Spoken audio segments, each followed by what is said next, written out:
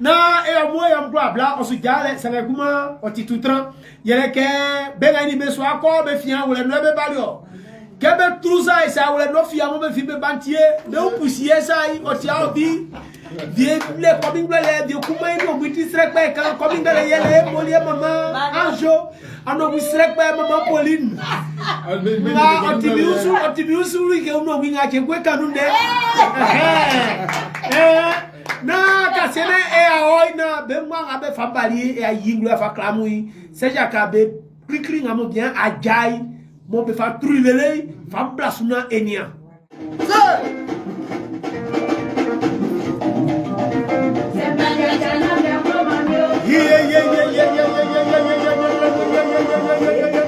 Ajasi bamwe kokomoli le père attraction mon grand frère mon papa d'Angula c'est chaud c'est chaud c'est chaud le fond de la savane c'est Jacques la bibi technique la radio que tout le monde préfère ah c'est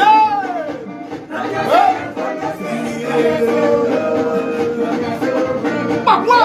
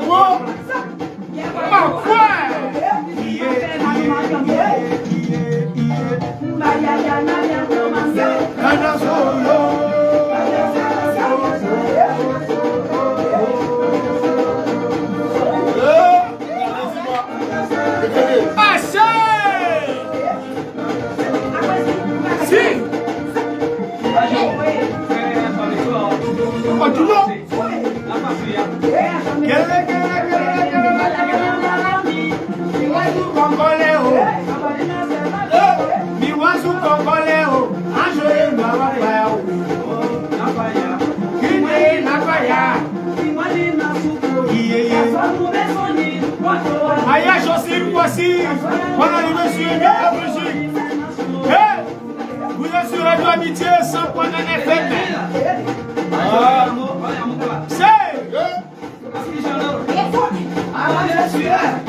Merci là-bas. 13 Baoulé, salut.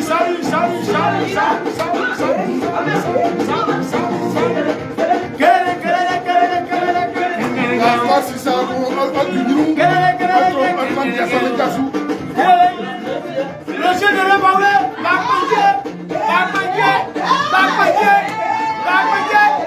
quelque chose de pardon.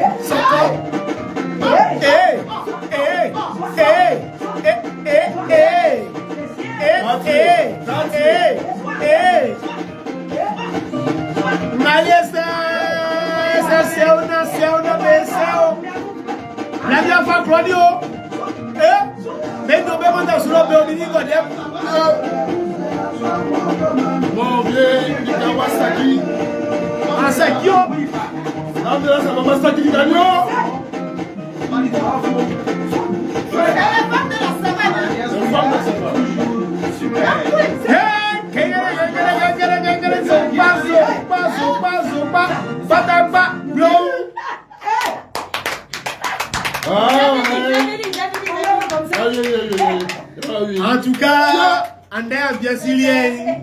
Oti, ok, maman Jo, maman Pauline, emballé Jériqué. Yo, en tout cas, à moi Kangoua. Amen. C'est Yakabo, quoi, 30 years. Aïe, on a eu le téléphone, oui, ça nous c'est Yakabo, oui. On a eu le téléphone, oui, ça nous voilà. Et non, voilà. Emballé Jériqué. Il y a été bien que à moi ou pas, on flait. Bah, quand tu sais, soir, c'est mon cœur. En quoi Dieu, on cabe maï. Il a fait des bas. va ambo Ya. va ambo Ya. Ya. va le kuna ngine ni kama nyo Ya. ike mo kan ke ambo ni wa le mvle ble wa le mvle ma akutio la fo no wa le o yi ko yemu e ma le se ba to mu ke ya akuti ya mu le boko se wa se boko mu wa mu am no to yo ike fa o kloso ko mi akora ngodi na monsieur di fa me di fa bai fem tu ye ngayo su ye ba ti am to li klama e ba aso oui ma baba e ammo e amkura Ya. amoni ele Ya. amoni atismele Ya. afi amufangano ye maisum atinkaka Ya. ometinya mona masti Ya. na bano mango bai na ole semboato momi moneli kense ko tikrama se kusu kesra kun felo ngo ba kusu anye so tikran sa bai o ngula ko tikran nsike bekuri abike bo bekuri bekuri Ya. ometi itie bawo Ya. Na bagbaji Kékelé. bai be wiri anuma si. E abutinu akotro kaka kapakun. Il faut que nous. Afi do fazer que exclusivité. Sera wa bwe kikli. Yele radio amitié e ba seja kasamati. Ouais. Be moi célibataire ni marié. Ma be bonama e ajojonu. Seja ka sa timianga nyei célibataire ni marié. Fa wonu. Aujourd'hui aussi. Na bangbalangmani. Pablo si yo como se passe. Ajo bangbalangmani bla bla ole. Célibataire marié célibataire marié célibataire marié célibataire marié alors ok je t'invite là-bas pour aller jouer Ma sœur. alors je t'invite là-bas pour aller chanter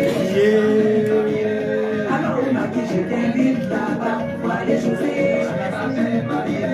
alors moi je t'invite là-bas pour aller s'amuser Ma sœur. célibataire marié Bien. Célibataire marié. célibataire marié célibataire marié Aïe. alors je t'invite là-bas pour aller poser Célibataire marié. alors je t'invite là-bas pour aller nager Célibataire marié. alors je t'invite là-bas pour aller poser célibataire marié alors je t'invite là-bas pour aller dormir Ah oh. célibataire marié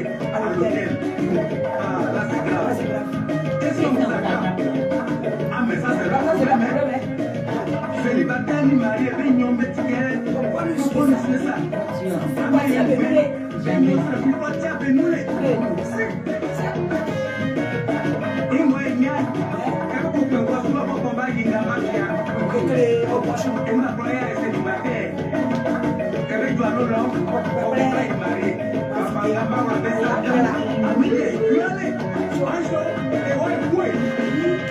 Célibataire ni marié, célibataire ni marié, célibataire ni marié, célibataire ni marié. Le blanc m'a évoqué non avec tes roues.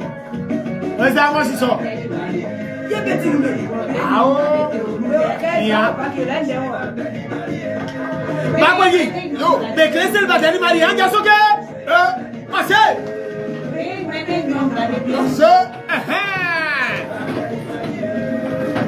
Célibataire ni marié. Oh monsieur, j'ai marié.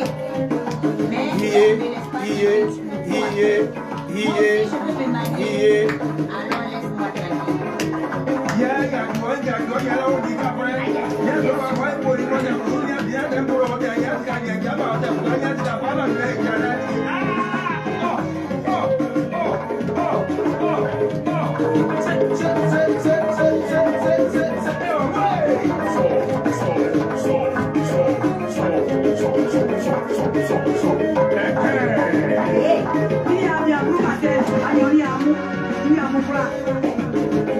Alors on dirait je t'invite là-bas pour aller jouer. C'est la tête mariée.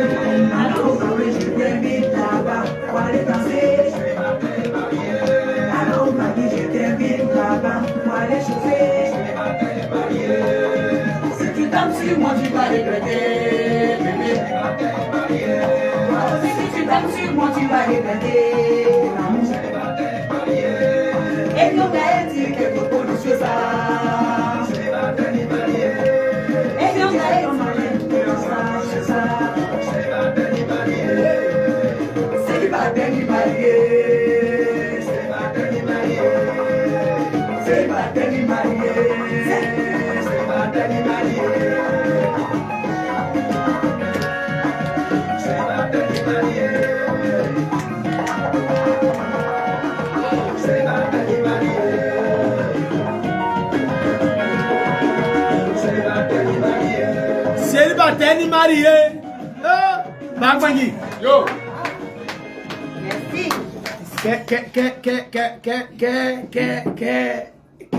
Que baiser ça? Il ne tient beaucoup. Quand tu es célibataire, quand tu es marié, il y a des gens qui sont des poissons. Oh, Amouza. Tu te poses ça comme un diamant. Oh, Amouza, micro, Amouza.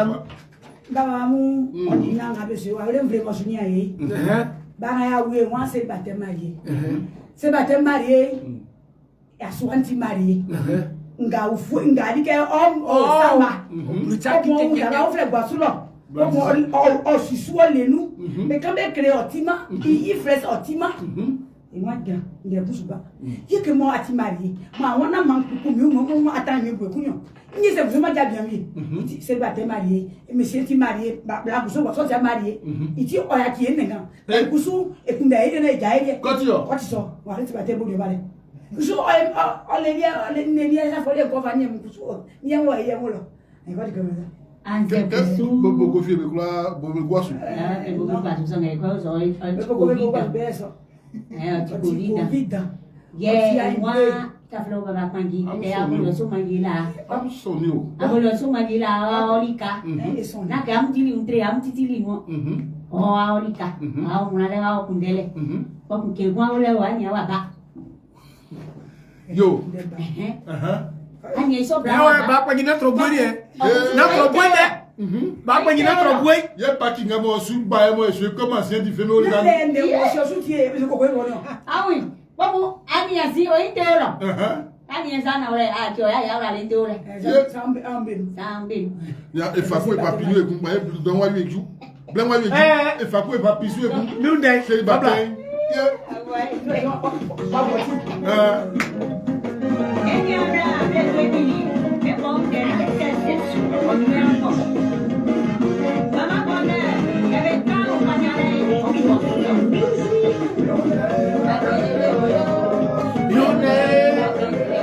Bagbangi. Yo, for su tie ke la o. Yo. Nous dé Bagbangi yo. Nous dé Bagbangi wa flambe.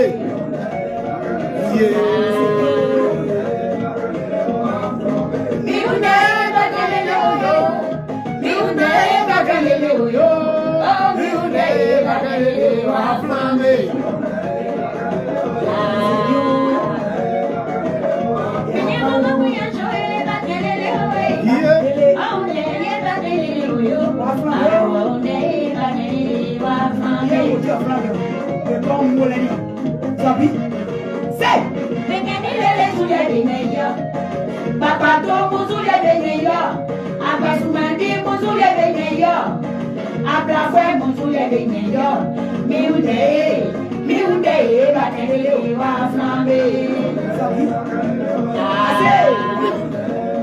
Blanc, moi, il y a. Oh. Minide mo fi bawi bakelele wa flambe. Ah, c'est. Na ça est flambe ku jomle. Wa flambe. c'est Minide mo fi bakelele wa flambe. Ali ule mani fi bakelele wa flambe. Ya por exemple no. Bagbangi. Yo. Bagbangi. On a fait un cahier. Okay, Kogi. na o kay ko bi femme de la savane nous moi be ñu la fa c'est que communication nous na ma jojo nous ndende yele ke dira nya abo be mu sam bla YouTube sur l'oeil les femmes de la savane au toulo enfin comment pas qui nous a dué un peu si be beaucoup beun frère on connaît que ils nous tobé il y a professeur que c'est a besoin de que ko conglais a plafond nyamai professeur que on dit 07 48 36 69 64 cap place ça bon 07 48 36 69 64 Kabla nous a bon, il n'y a pas de numéro sur Facebook, sur écrit pour femme. Kabla nous a bon, c'est Marika, une femme de la savane, Pakinga, célibataire marié.